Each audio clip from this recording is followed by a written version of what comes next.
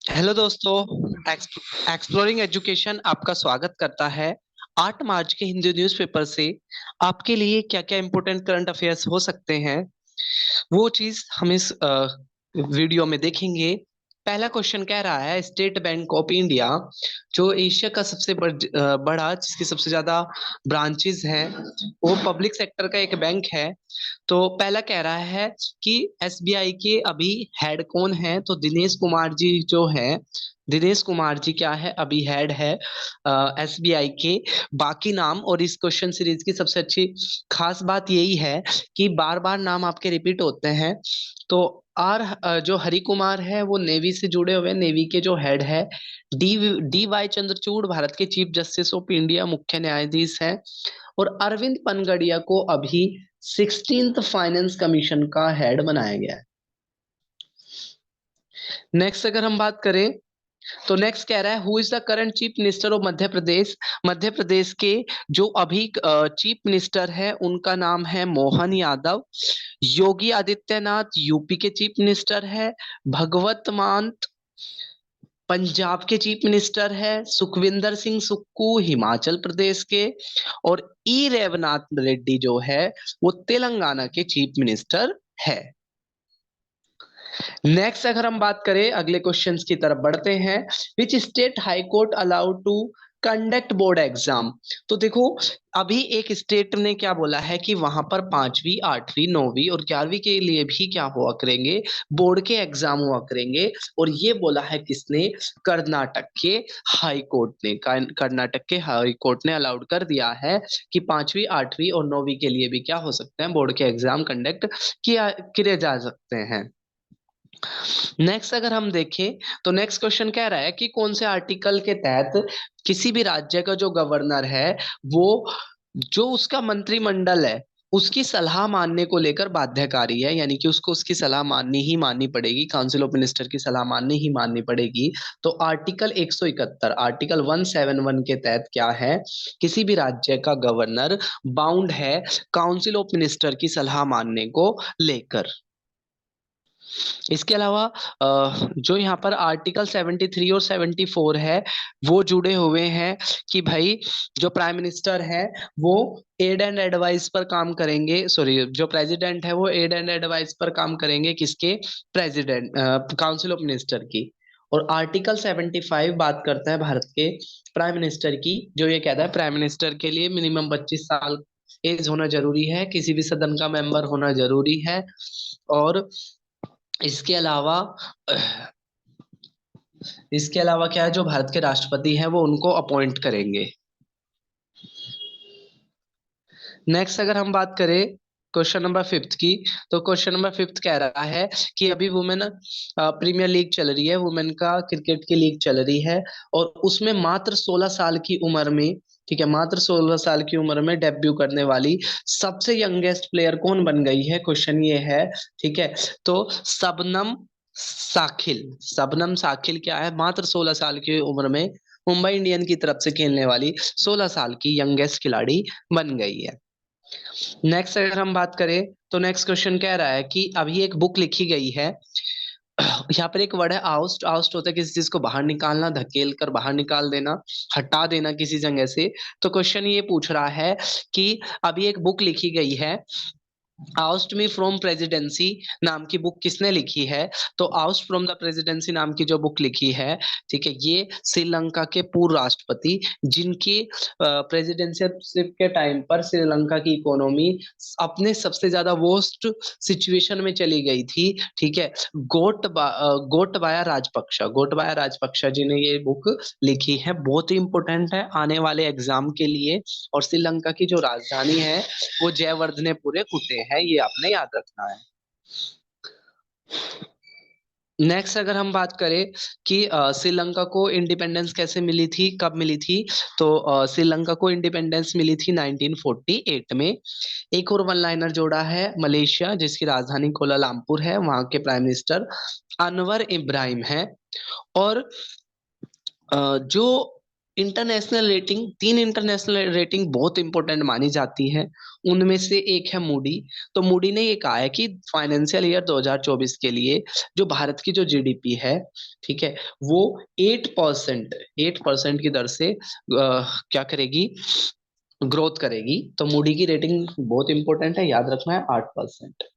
अभी क्या है, जूट का एमएसपी बढ़ा दिया गया है 285 रुपए, 285 रुपए जूट का एमएसपी बढ़ा दिया गया है, और अब ये बढ़कर हो गया 5335। देखो एग्जाम में क्वेश्चन आएगा कि जूट का एमएसपी बताओ, तो ऐसे तो एमएसपी 24 फसलों पे मिलता है, तो आप एक एक फसल याद करने थोड़ी बैठोगे, और वो पॉसिबल भी नहीं है। लेकिन जूट का आपको क्यों याद करना है, क्योंकि जूट में अभी क्या गया है, बढ़ावा बढ़ा जूट के एमएसपी को बढ़ाया गया है, कितना रुपए बढ़ाया गया, 285, हो कितना गया, 5335 अब जूट का एमएसपी है। एमएसपी क्या है, सरकार वायदा करती है कि सरकारी मंडियों में इस कीमत पर आपकी फसलें बिक जाएगी। नेक्स्ट अगर हम क्वेश्चन की बात करें, तो नाटो, नाटो एक नाटो जो है आपका यूएस और उसके समर्थित देशों का एक अलायंस है, जो ये कहता है कि अगर किसी भी एक देश पर हमला किया गया तो सभी हम देशों पर हमला माना जाएगा। और नाटो बनाने के पीछे का जो उद्देश्य था, वो रशिया को कंट्रोल करना था। अभी क्वेश्चन कह रहा है कि अभी नाटो का 32वां मेंबर कौन बना है, ठीक है, नाटो का एक 32वां मेंबर कौन सा बना है, तो नाटो का 32वां मेंबर बन गया है स्वीडन। ठीक है, नाटो का 32वां मेंबर बन गया है स्वीडन, ये चीज आपने याद रखनी है। नेक्स्ट अगर हम बात करें, तो नेक्स्ट क्वेश्चन कह रहा है, with which country central bank of Indonesia deal for local currency. Bharat ने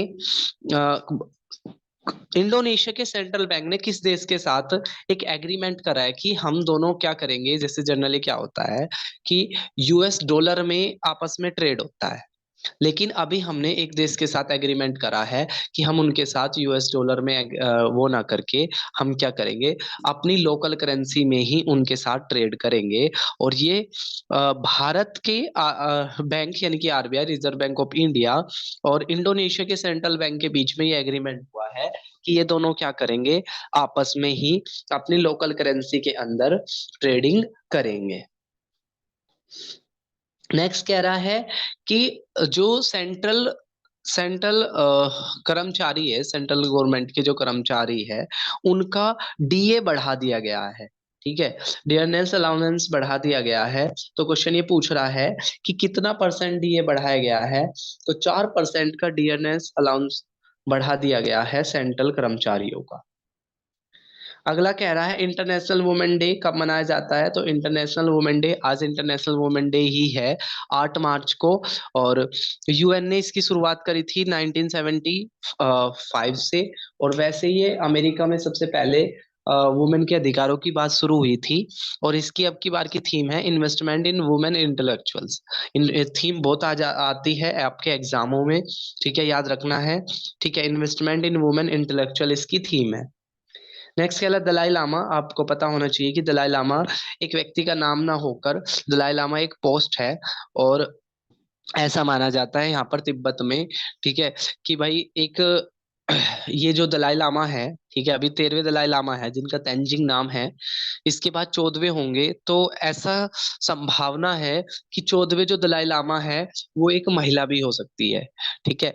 और दलाई लामा के लिए क्या होता है, स्पेशल कैरेक्टरिस्टिक्स होती है, ये हर उस छोटे बच्चे में वो कैरेक्टरिस्टिक्स ढूंढते हैं, और अगर उनको वो कैरेक्टरिस्टिक्स मिल जाती है तो उसको दलाई लामा घोषित कर दिया जाता है।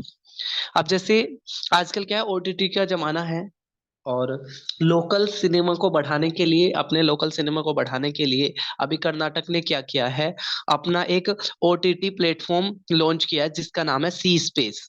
तो आपसे आने वाले एग्जाम में क्वेश्चन यही पूछा जाएगा कि सी स्पेस नाम का ओटीटी किस राज्य ने बनाया है, तो सी स्पेस नाम का जो ओटीटी है वो कर्नाटक ने बनाया है, ठीक है, कर्नाटक राज्य ने ओटीटी बनाया है सी स्पेस नाम का, ये आपने याद रखना। नेक्स्ट अगर हम बात करें, UN United nation UN day मनाया जाता है 24 अक्टूबर को, और क्वेश्चन ये कह रहा है कि भाई यूएन डे की शुरुआत कब करी थी? तो वुमेन डे की, तो यूएन ने, यूनाइटेड नेशन ने वुमेन डे की शुरुआत करी थी 1975 से। अगला क्वेश्चन कह रहा है सर्विकल कैंसर, सर्विकल कैंसर का को खत्म करने का जो टारगेट है वो कब तक का है? तो डब्ल्यूएचओ का टारगेट है कि सर्विकल कैंसर को खत्म कर दिया जाएगा 2030 तक।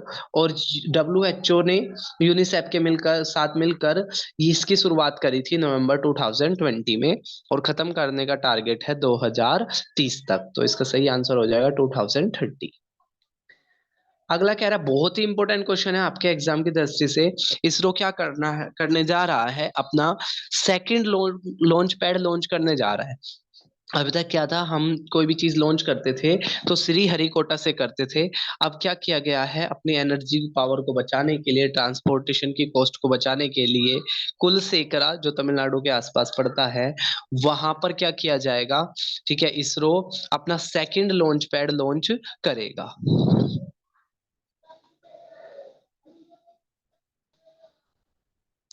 तो ये था हमारा 8 मार्च का हिंदू न्यूज़पेपर का करंट अफेयर्स। आपको ये सीरीज कैसी लग रही है कमेंट बॉक्स में जरूर बताना। फिर मिलेंगे एक नई वीडियो में, तब तक के लिए जय हिंद जय भारत।